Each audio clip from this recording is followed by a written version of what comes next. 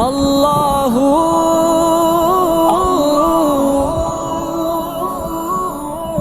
اللہ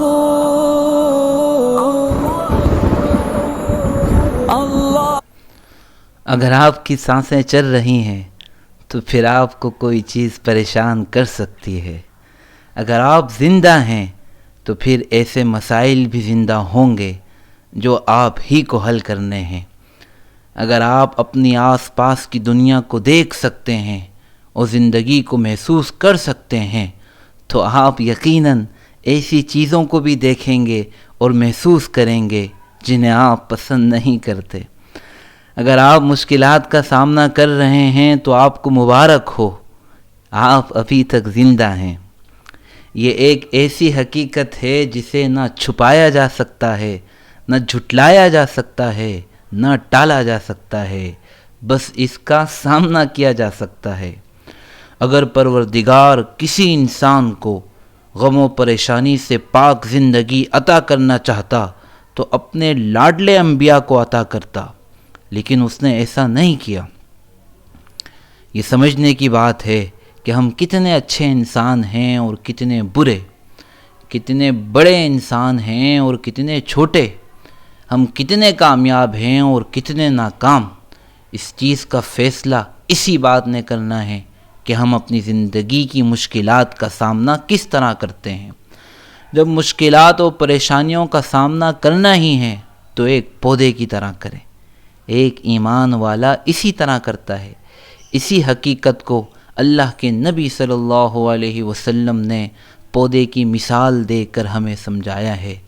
اللہ کے نبی صلی اللہ علیہ وسلم نے فرمایا ہے کہ مثل المؤمن کمثل الخامة من الزرع تفیئها الریح تصرعها مرة وتعدلها أخرى حتى تہیج۔ یعنی مومن کی مثال ایک کھیتی کے پودے جیسی ہے۔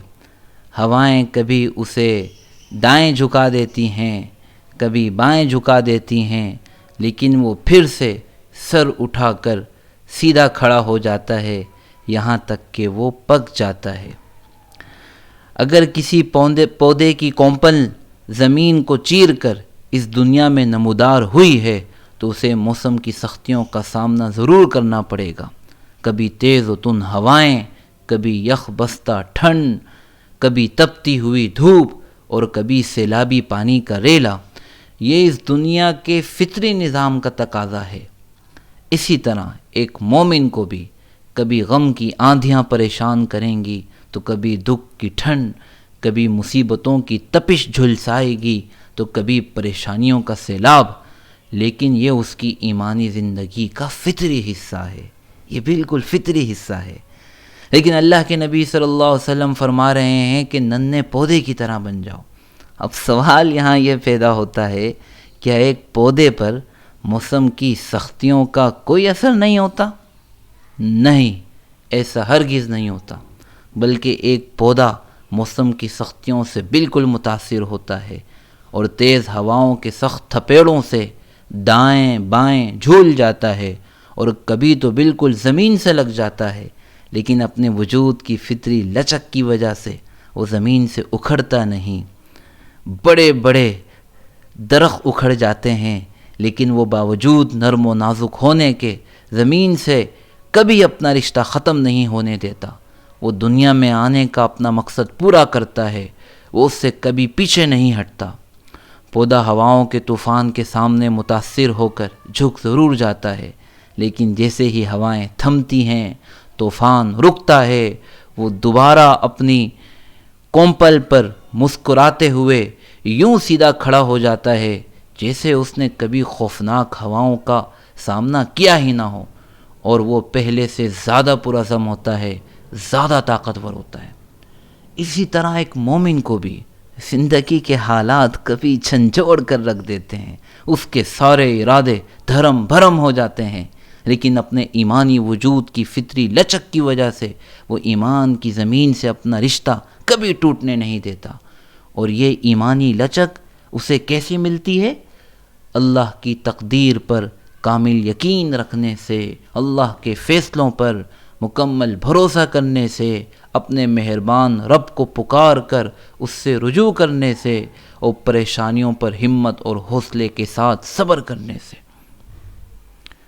ہاں، وہ وقتی طور پر متاثر ہو کر دھیما ضرور ہو جاتا ہے، اس کی رفتار سست ضرور پڑ جاتی ہے، کبھی وہ تھک بھی جاتا ہے، لیکن جیسے ہی حالات سازگار ہوتے ہیں وہ دوبارہ مکمل عزم اور حوصلے سے مثالی ایمانی زندگی کے ساتھ سر اٹھاتا ہے، بالکل ایک پودے کی طرح، اور یوں شکر اور احسان مندی کے جذبات کے ساتھ اپنے رب کی بندگی میں منہمک اور مشغول ہو جاتا ہے کہ جیسے کبھی اسے سخت حالات کا سامنا کرنا ہی نہ پڑا ہو۔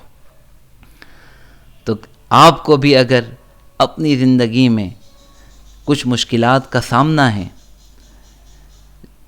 جس سے آپ کو پریشانی محسوس ہو رہی ہے، تو آپ یہ اچھی طرح سمجھ جائیں کہ آپ کا مہربان رب آپ کو اس امتحان کی زندگی میں اگلے راؤنڈ میں لے جانا چاہتا ہے۔